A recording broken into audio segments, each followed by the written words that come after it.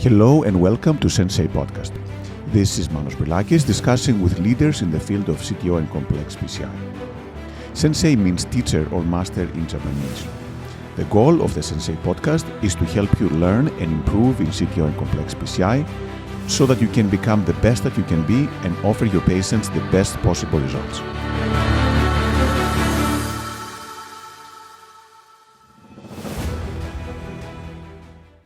Hello and welcome to this next episode of the Sensei podcast. It is my great pleasure to introduce Dr. Imre Ungi from the University of Szeged in Szeged, Hungary, one of the best teachers of CTO-PCI in Europe and around the world. Imre, good morning and good afternoon, and it's a pleasure talking to you today. Good morning, Manos, and thanks you again for this kind of invitation, which is really honorable for me. Well, the honor is all ours. And again, you've done a phenomenal work in teaching several people from Europe. I know many people from Greece have learned coming to your cath lab and many other countries in the world. But can you tell us a little bit, how did this all start for you? How did you get interested in CTO and complex PCI? How did you transform your cath lab to become one of the centers in Europe doing that? How did it all start for you? Oh, it's a little long story. You know, the status of interventional cardiology in Hungary had been rather different from that of in the United States or in Japan or in West Europe. So in the last century, in the end of the last century, we were a diagnostic lab. Simply, we were completely subordinated to the surgeons, and we did mostly diagnostic studies.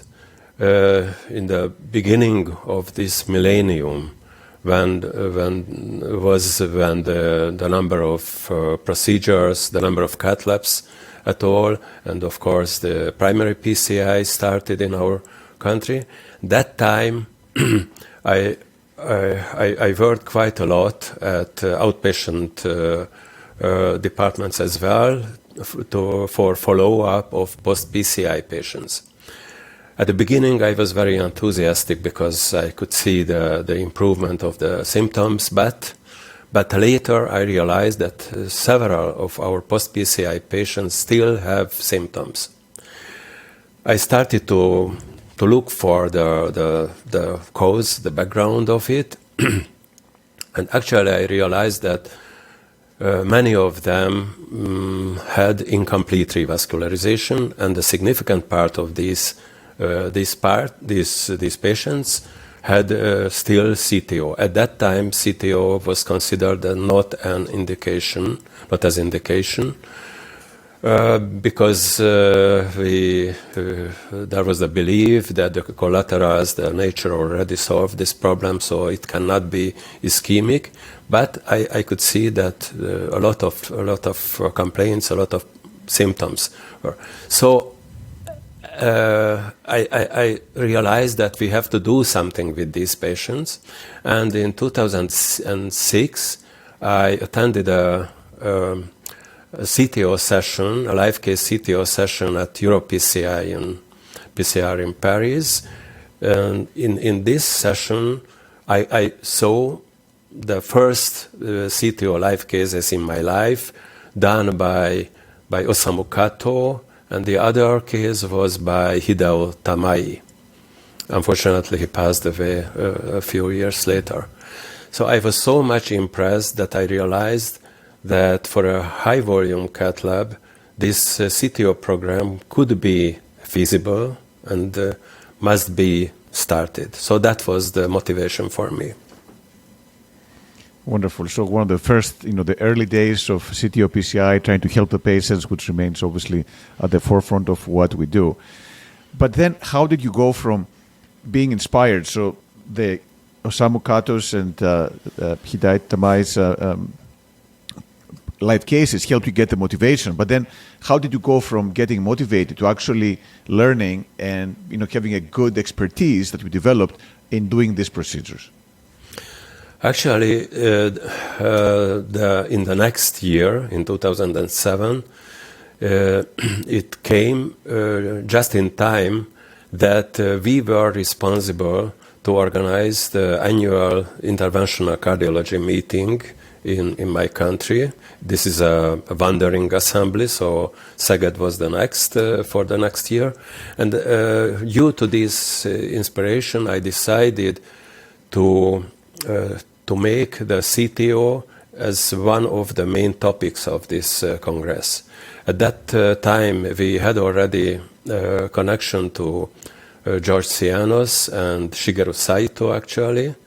So I invited them to give lectures and to do live cases on this Congress.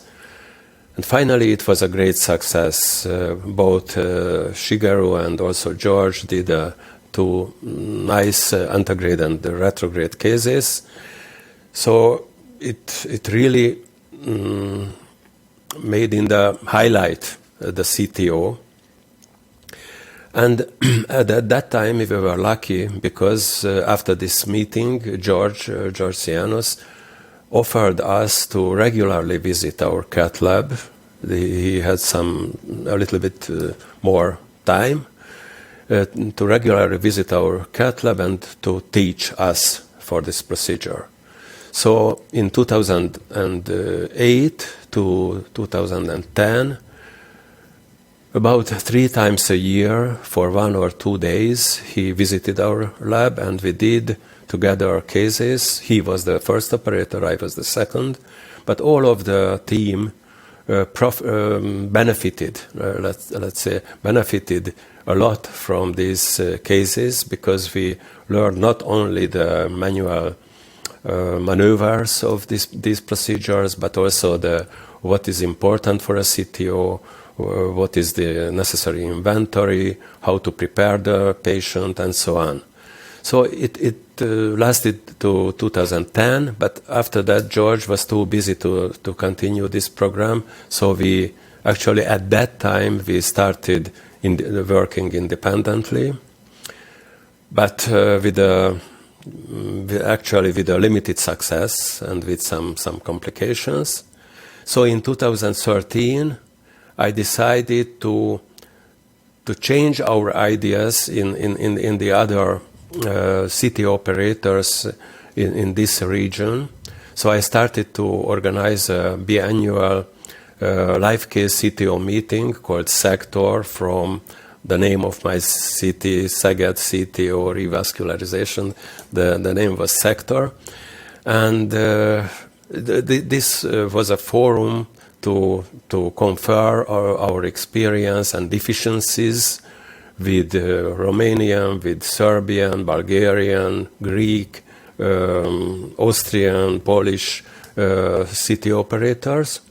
And we invited really first-line experts for lectures and for live cases, like Freddy Gallas. It's a time order, it's not a rank list. But first was George, Freddy Galassi, Gerard Werner, Masahisa Yamane, you, Dimitri Karmpaliotis, Julian Strange, and so on. So it was an extreme jump up in our learning phase, because we could learn directly from the most experienced people. We are really grateful to you and the others since then. So that was the story of the start. Actually, I'm grateful, and I must admit that, having been to your courses, that I was very impressed with the high level. Not only, the cases were very challenging, of course, but also I think there was great interaction. It was, very practical, and there was a lot of learning going on, both on the operator side, but also on the audience side. And I think the size, not being like 1,000 participant meeting, helped as well. It's much easier to interact when you have a more compact group that you can actually ask questions and interact live as things go on. Yeah, I completely agree with you in this matter. So Imre, again, you clearly created something from, we had the vision and early on went into this area and developed a high level of local expertise. And I know many people have been visiting you and have visited you in the past. But now that you've done so many cases and you're obviously very senior and capable, how do you prepare? Do you still, how much time do you spend? Is preparation now easier? How does the flow of the cases goes now after all these years of practice and experience that you have in CTO PCI? Oh, thank you. It's quite a special process for me compared to the normal activity in interventional cardiology, which is quite regular and not so much differences between operators and between sites. I always start to check the angiogram, not the patient, but the angiogram first, together with the referring physician, or if the patient comes from the field, maybe with some phone consultation with the referring physician. So first I try to assess the angiographic feasibility for me, and of course the risk level which can be assessed by the angio. If I deem this patient as feasible for my practice, I try to collect some clinical data, of course, because also these are important. Is there any heart failure, renal insufficiency, the access site availability, and so on. And then I try to get in connect with the patient, usually by phone, just to have a personal impression on the personality of him or her, because I think it's important how can we communicate. So if it's necessary, I invite them, I admit them to the outpatient department as well for a personal visit, where I, of course, a physical examination, but a detailed talk about the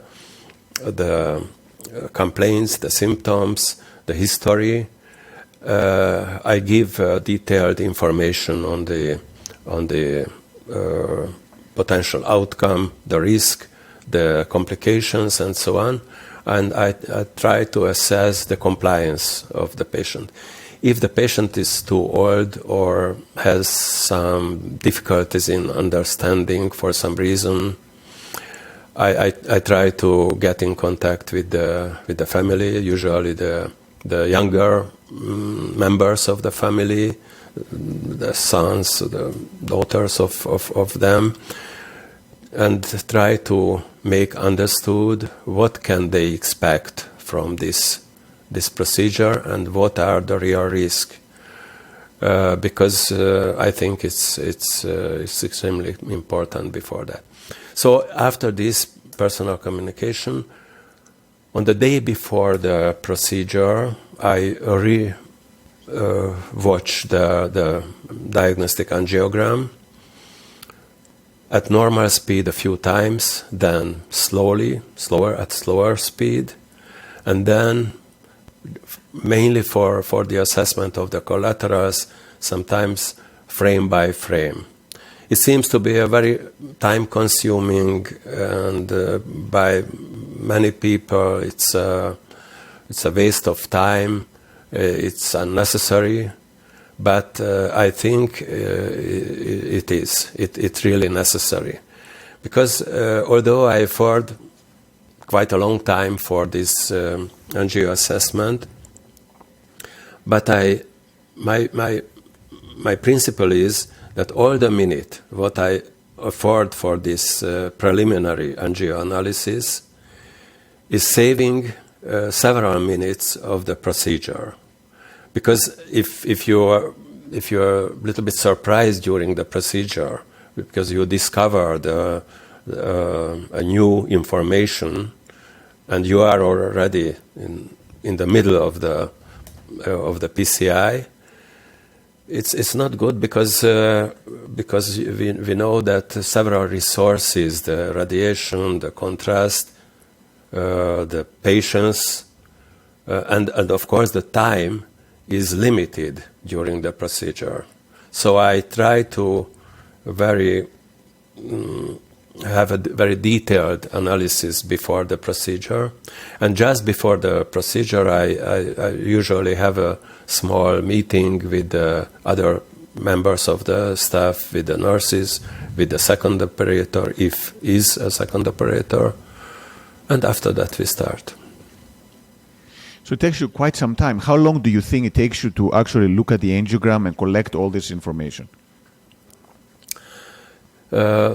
I think it varies patient by patient, because if there is a complicated angiogram with a lot of overlap of the vessels,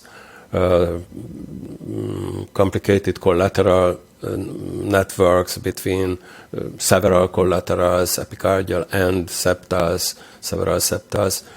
It takes really a long time, but there are some more straightforward cases where it's longer. But for me, the minimum is 15-20 minutes to analyze the diagnostic angiogram.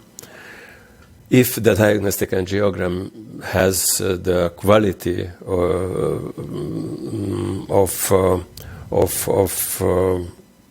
to assess the feasibility of the PCI. Unfortunately, sometimes we have poor quality angiograms. So in this case, it's a big drawback, because we have to start the procedure with a diagnostic study to make a plan, again, replan it, and continue our work.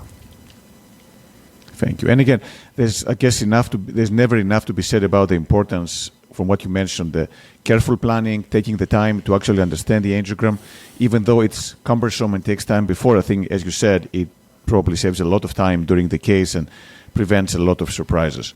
Yeah. How do you feel about the case? Do you get nervous about complex cases after all the cases you've done? How do you feel at this stage, now that you're very experienced in CTO PCI? Actually, I am anxious. It changed, of course, with the time elapsed, because I do this CTO activity for more than 10 years. But still, there is some stress. In the beginning, I had maybe much more stress than the average, than it should be. It went down, of course, and now I have some nervousness only before a really complicated or high risk procedure. There is another aspect of this subjective question. If I have a patient whose character is really appealing, and he really want to be healed, he works hard with his or her lifestyle for the healing, I'm a little bit more stressed, because I like too much to help them, and I would like to avoid anyway the complication. I know that every patients are the same. We must consider this, but you know that the subjective relationship assessment cannot be completely excluded from this connection with the patients. But I think that at some level the stress is necessary for your work. But for my luck, I could reduce it to a normal level. Absolutely. And I think you're right as well that, if you're completely relaxed, then you may not be quite as up and active and careful and meticulous and moving fast and carefully when you do the case. So as you say, a little bit of stress is always useful. What cases, do you have some cases that stuck with you that you've done and that left a memory for you? Are there some memorable cases, or the cases kind of blend into the spectrum of cases? Actually, I have memorable cases. I think that all of the CT operator like you and some other people have several memorable cases. Of course, memorable can be because it was a nice success or it was a horrific complication. Yes, I would mention as let's say a best case. I would mention a patient with several negative factors for the expectable success. It was a post-bypass patient of right coronary occlusion, post-bypass with occluded graft, but we didn't know where were the grafts exactly. Then extremely calcified occluded vessels. And there was a failed attempt before that. So we started an antegrade attempt, but due to the calcification, we stuck. I continued with knuckle wire, but the knuckle wire took a very strange course, so I was worried about perforation. So I turned to retrograde. It was not so problematic to cross the septal, but at the distal cap, which was just in the crux, it was a completely flush occlusion at the distal cap. We were a little bit surprised because the wire went to the PL branch or somewhere where there was no vessel, seemingly. I didn't understand, but later I understood that this must be the occluded graft, which was just attached to the crux. And it was completely impossible to puncture the distal cap. So the only solution was we were just new with the Sasuke dual lumen catheter, but we could cross this collateral with the Sasuke, and with the support of the Sasuke, the first wire was in the PL branch. We could orientate the Confianza, the puncturing wire, to the cap of the collateral of the occlusion. Then again, there was a strange course for the retrograde wire, but we changed to retrograde and antegrade knuckle wiring. We got in kissing position, and finally with the guide liner we could do externalization. But in the meantime, we lost the posterolateral branch because of a dissection at the distal cap. So we re-put the Sasuke in antegrade position and regained the posterolateral, and then finally with the bifurcation stenting and with some other stents, it was a nice result. I like this case because actually we won some prize of also with this case at the EuroPCR, not at EuroPCR, but at the EuroCTO club meeting. And I think that it demonstrated really well the power of the hybrid approach, because we had several partial failures and finally a good success due to switching between the different approaches. It was I have unfortunately a very depressing case as well. If you think I would shortly summarize it as well. Sure, yeah, up to you. Completely up to you. I know these are emotionally rich cases, I guess. Yes, because the first case was a big joy and satisfaction for us.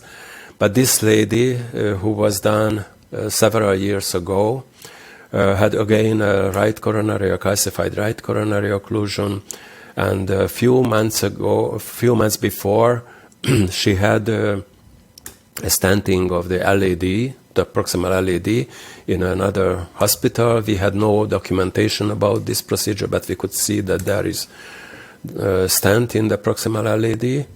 So the antegrade attempt was failure again, so we switched to retrograde through septals, through these stents, this long stented segment.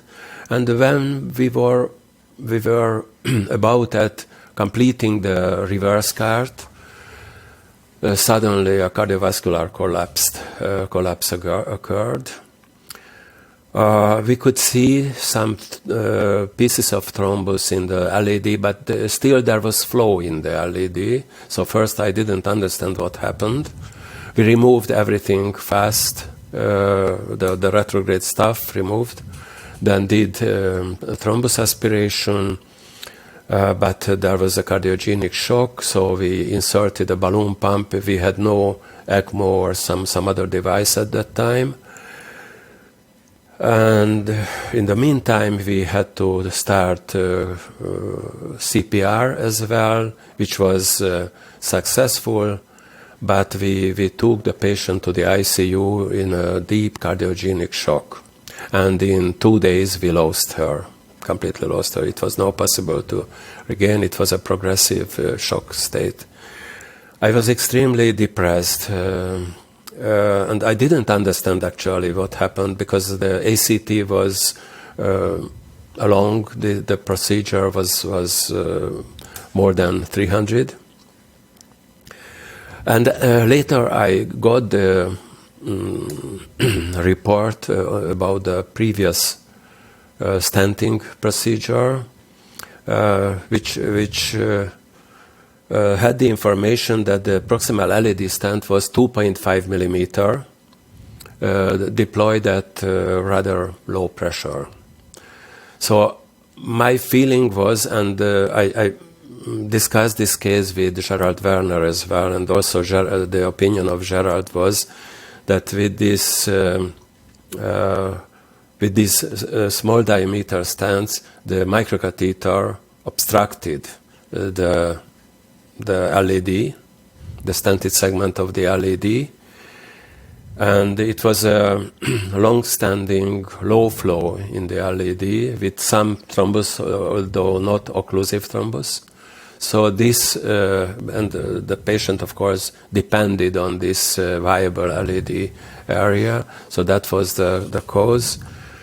Retrospectively, we could explain the source of this, but anyway, we lost the patient, and maybe I would have done an IVUS, because I could see that it's not a high diameter, but I thought it a little bit bigger, so I didn't anticipate this terrible complication. So it was a very depressing case, and it will depress me forever, I think.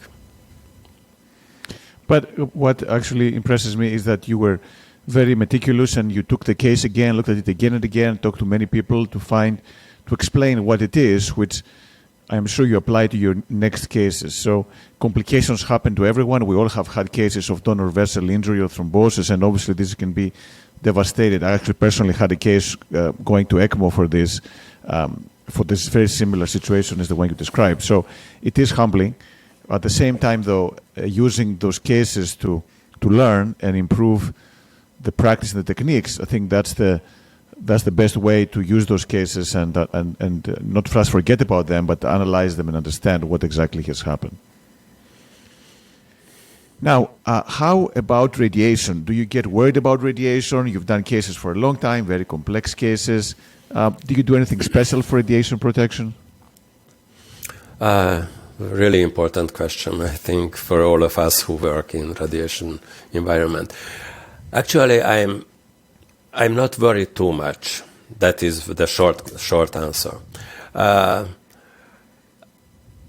Of course, I use all the available measures and the equipments for radiation protection.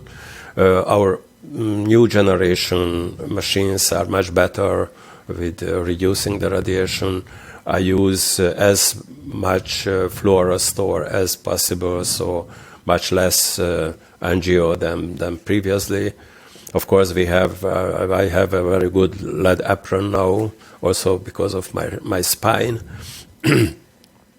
But my philosophy about the radiation is that when I started working as invasive cardiologist, I had the chance to decide. I was aware, of course, the potential harm of the radiation. At that time, I had the chance to decide to stop and step back and to find another field, or to continue. If I continued, I have to take the risk. So it's not an everyday, everyday worry for me. But I must admit that I have a big mistake. I do a big mistake regularly. I'm not able to wear the lead glasses. I tried it several times, but it makes, for short procedures, it's no problem. But for a CTO or a complex coronary, I feel so much pain in my nose and on my ear due to the weight of this, that it completely takes my attention to the procedure and from the patient. So I rather remove it. So I don't use it. I have a penalty for this because I had already a cataract operation. But anyway, I work. Perfect. And in terms of the training, so you have trained many people. Actually, we're very privileged to work with several of your trainees. You know, Judith Karaksony, Peter Tidy. But you've trained many people, and you've seen many people come to the lab and learn and become better. How do you choose who you train for these procedures? Can you tell that they're going to be good? Some people are more talented, some are smarter, maybe more technically gifted. How do you decide who to train, and then you get a sense of how good they're going to be down the line? Oh, again, it's an interesting question. I have a special, approach for that. The story, the origin of this story is that when I wanted to start catheterization, it was not so easy. It was very difficult to me to get into the cath lab and to remain there. And at that time, I decided that if I will be responsible for any field, I will keep open the doors continuously, because every people has the right to try whether he or she is okay for this, or should they choose another field. So everybody who wants to come and to try, I accepted them. And I think that sooner or later, a natural selection helps us and helps the trainee and helps me to decide who where to continue and who not. I think that some features are really important for especially for the complex cases, because it's a bumpy road. The perseverance and the complete commitment to the job what we do. Just to mention one of our common fellows, she was at the first class at the university, at the underground education, when came to me and told me that she participated at a practical abroad in a cardiac cath lab, and he liked it so much that she wanted to be an interventional cardiologist. I told her that in the fourth year is too early, too young for this decision. But she told me that I want to be. So, of course, I accepted, and later she got our youngest resident, and I could see that she is still the same perseverant, has the same perseverance, commitment, diligence.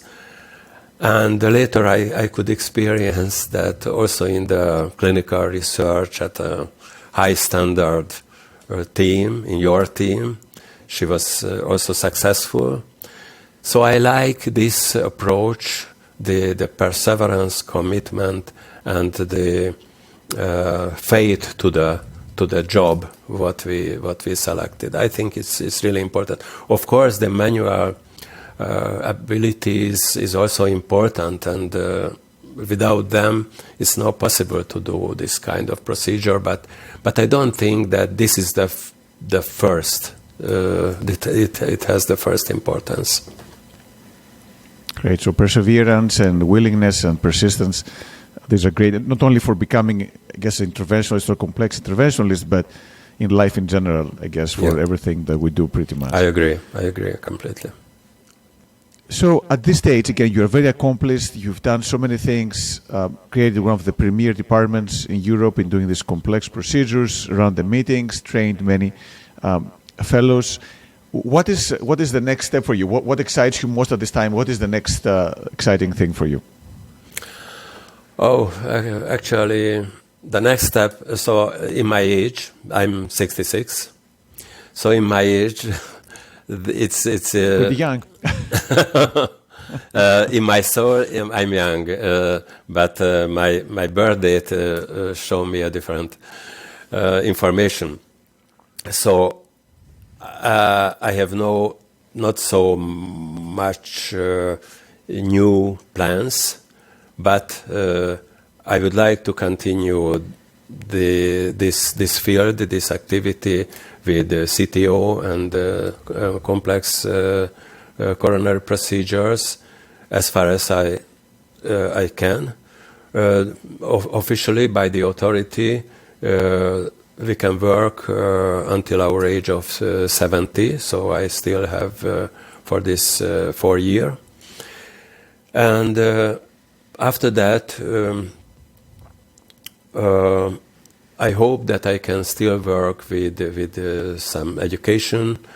We have a lot of CTO patients, maybe around 1,000, with not so complete database. So I would like to work with this, to develop this database as well, retrospectively. And of course, I will have to work for my health as well, because this cath lab work needs physical and mental fitness, and I would like to work for them as well. So how do you keep fit? Do you exercise? Do you read books? What keeps you in good shape, both physically and mentally, as you said, for these procedures? I try to work and I afford some time for my physical fitness, because I think that without physical fitness there is no possible to be fit mentally, neither. Unfortunately, when I was young, I worked so much that I completely neglected doing sport. It was a big mistake. But now, because I have some cervical spine problems, I regularly have to do spine exercises with the help of a physiotherapist. And 2 or 3 times a week I go to swim, mostly backstroke because of my spine, which makes good, and it's a good cardiovascular training as well. And I'm keen on riding bicycle really much. I try to do regular cardiovascular training on bicycle. I have just returned from Italy from a cycle tour from Tuscany, which was beautiful, and we did around 80 kilometers per day. So it was a really great relaxation for me. So swimming and bicycle are for the physical training. Mentally, I I read books, of course. I watch movies, but I have limited time for them. And if I want to relax, to have relaxation, sometimes I listen to poems by famous actors. So I lay down, I shut my eyes, and I listen to poems. It makes me good for relaxation.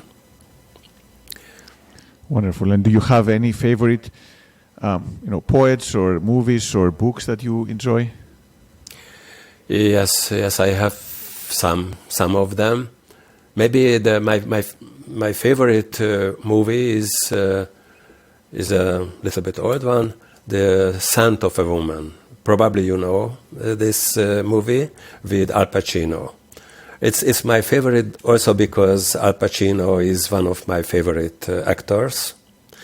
And in this movie, he plays, I think, brilliantly the low-life old colonel.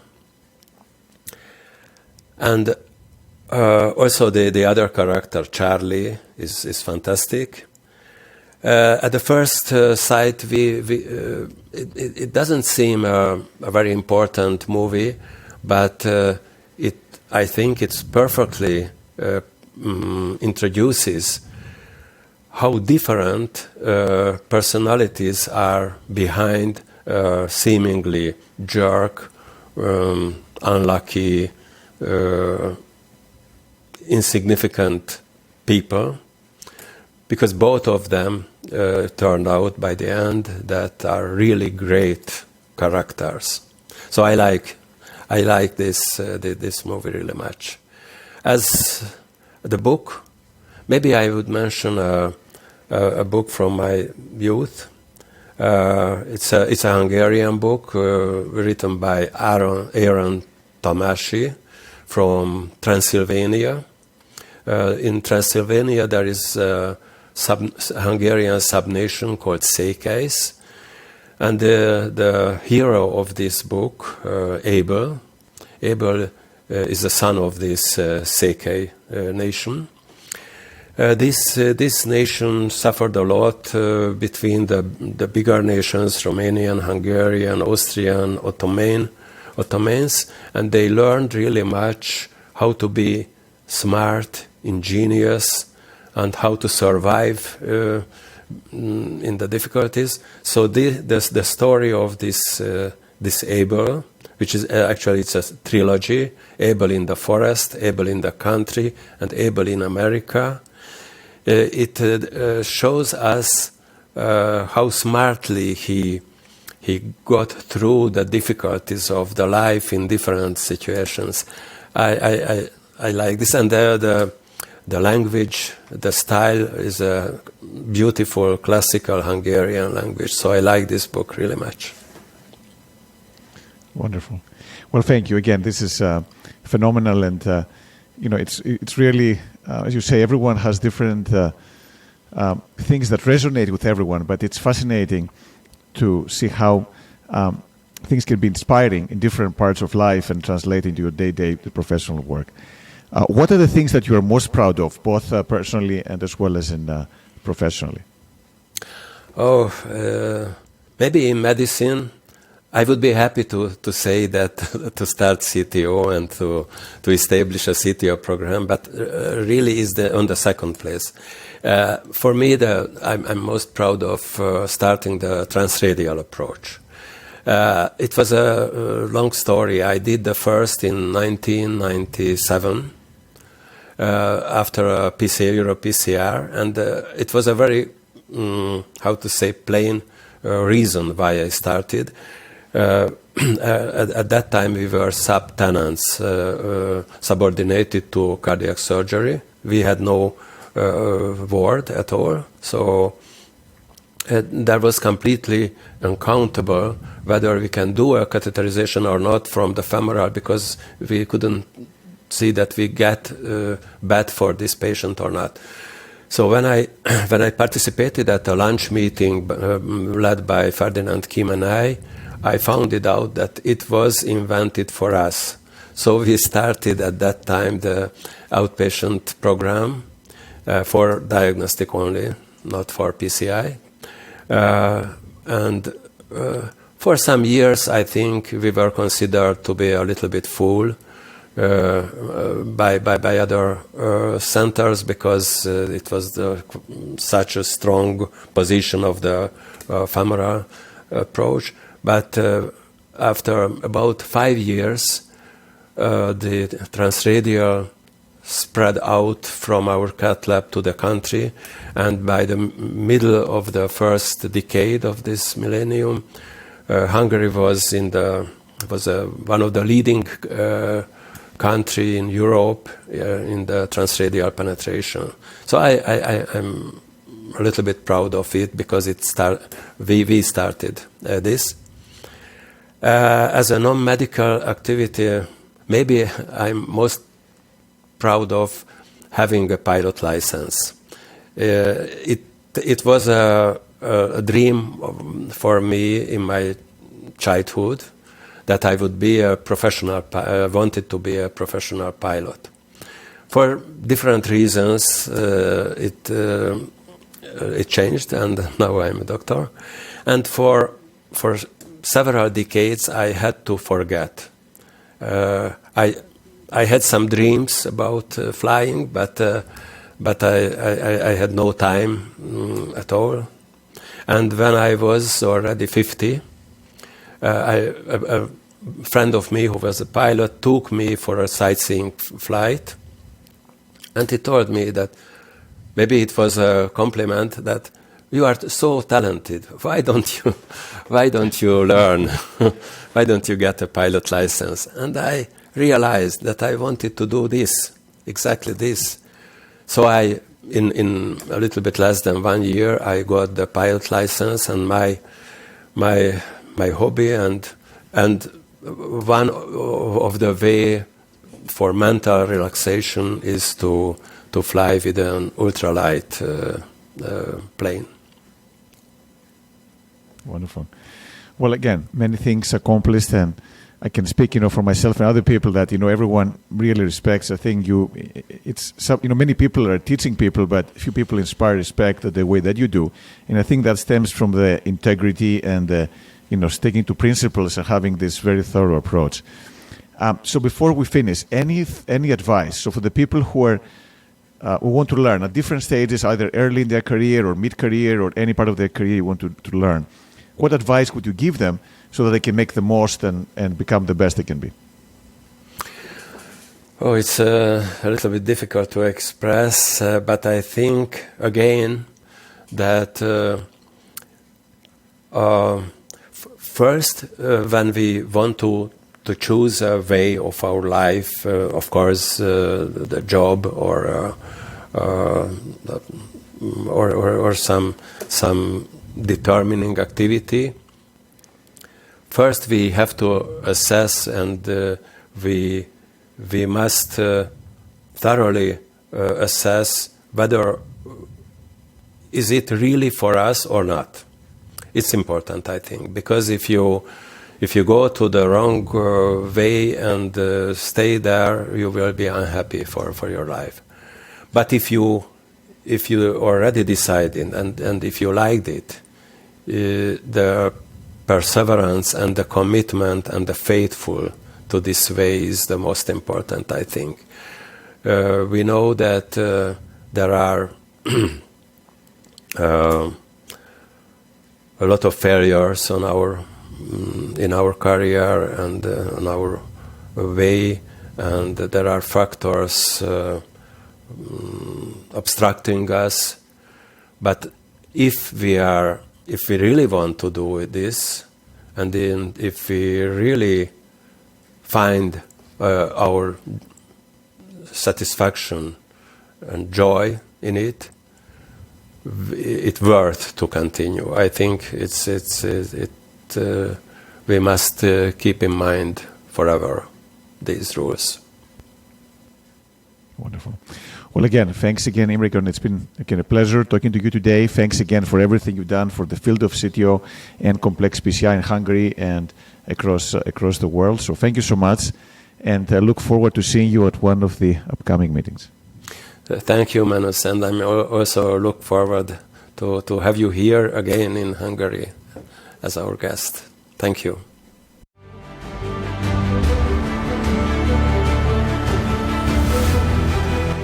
Thank you for listening to the Sensei podcast.